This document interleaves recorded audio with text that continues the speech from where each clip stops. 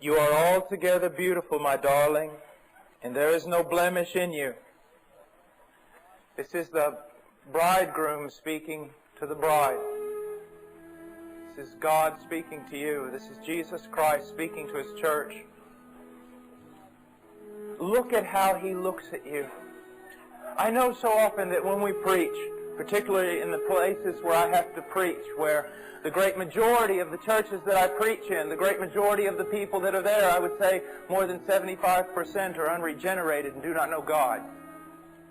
Because of that, we're so quick and so often we're pointing out sin and trying to convince men of their need of Christ. But sometimes believers do not hear enough something that is clear throughout all Scripture. And it's found in these verses right here. You are altogether beautiful, my darling, and there is no blemish in you, because the one who saved you has made you this way. He's declared you to be like this. He shed His blood for you. If you're a Christian here tonight and you're struggling against sin and you desire passionately to please Christ and be a blessing to Him, and you mourn so often when you look in the mirror and you see all the ways in which you come short, sometimes you need to hear this. That when He looks at you, He sees no blemish, because He Himself has put away your blemishes with His own scars, with His own wounds, with the wrath of God that He took on that cross in your place. Sometimes you need to rejoice. Sometimes you saints need to hear that He has done a good work on your behalf. He's done a solid work, a strong work, a work that will not fade, that will not run, that will not dissolve with time. He has shed His blood on a tree for you. And by virtue and by power of what He has done for you, you are without blemish. And that He loves you. And look what He calls you. He says, you are altogether beautiful, my darling, and there is no blemish in you. He calls you darling. I remember hearing a man speak about Samuel Rutherford, speaking that how his letters were seemed to be a bit too feminine for him. But then he acknowledged the writer. He said, it's probably more my problem than it is Samuel Rutherford's. And it's hard for us as men oftentimes to look at this passage, to be called darling, but look at it in the context of the church. This dearness that God has for you. You struggle with this idea, this American idea of production and producing and doing something for God and climbing the scale. And that there's obviously men and women that have been used more of God than you have, and they're obviously more dear to God than you. All that comes straight out of the pit of the hell. It's not found in the New Testament. That you are dearly loved. You can't do anything to make Him love you less. You can't do anything to make Him love you more. You cannot be more darling to Him. He doesn't simply love you. You are darling to Him, and you will always be darling to Him. Always. Because He has done a work so that it will always be so. To be His darling does not depend upon what you deserve or your own virtue or merit. To be His darling, He has made you His darling by His own work. And His own work is solid and strong and permanent and eternal, immutable. It will not change. He's always there loving you. He's always there looking to you, desiring you, loving you. It'll never change. Never. And He says in verse 8, come with me from Lebanon, my bride. May you come with me from Lebanon. Journey down from the summit of Amana, from the summit of Senir and Hebron, from the dens of lions, from the mountains of leopards. He's wanting to retreat. He's wanting to retreat with the one He loves.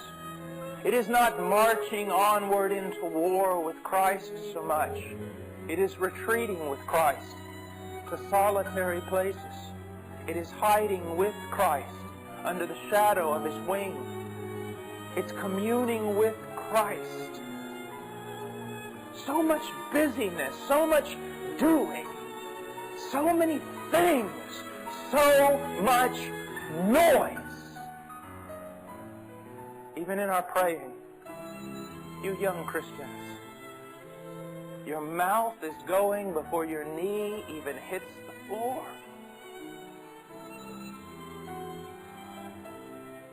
In silence, in the quiet of the night, in listening, in retreating with Him and tarrying with Him. He says, come down. Come down from all your busyness. Come down from all your so many thoughts and so much thinking and so much striving and everything else. Come down from that.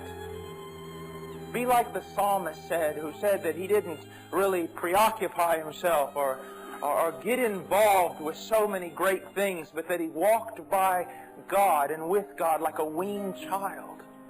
Whatever happened to those verses that said you must be converted to be like a child?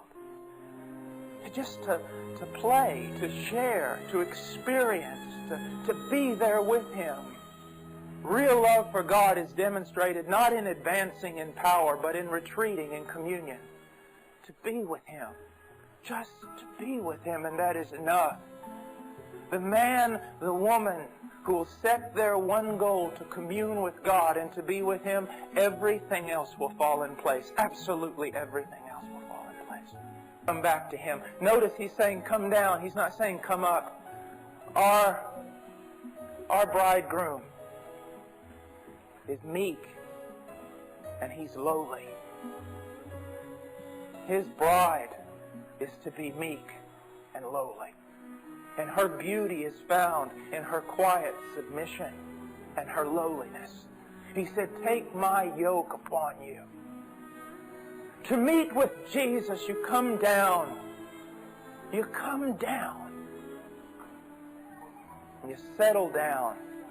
You come down. You quiet down. Fall down. Look at verse 9. You have made my heart beat faster, my sister, my bride. You have made my heart beat faster with a single glance of your eyes. Someone asked me, how would you be motivated to stay in communion? How would you be motivated to pray? And I tell them, I put my knees on the floor in the night. When I glance towards heaven, the heart of God beats faster. Why wouldn't you want to pray? Look what he says. Look what he says. He says, you have made my heart beat faster, my sister, my bride. You have made my heart beat faster. In any Jewish Hebrew literature, repetition adds emphasis. That's the purpose of it. It's speaking in bold letters or with a loud voice whenever you see a repetition, a parallelism. You have made my heart beat faster, my sister, my bride. You have made my heart beat faster with a single glance of your eyes. Oh, the powerful love that exists between me and God. It's just a glance. At times I'm walking with my wife. I can just give her a glance. Her heart will beat faster because she's mine. Just a glance up at heaven and the very heart of God beats faster. Doesn't that make you want to pray? This is not work. Intercessory prayer is done with your boots on. That is work. That is ministry. Communion is another thing.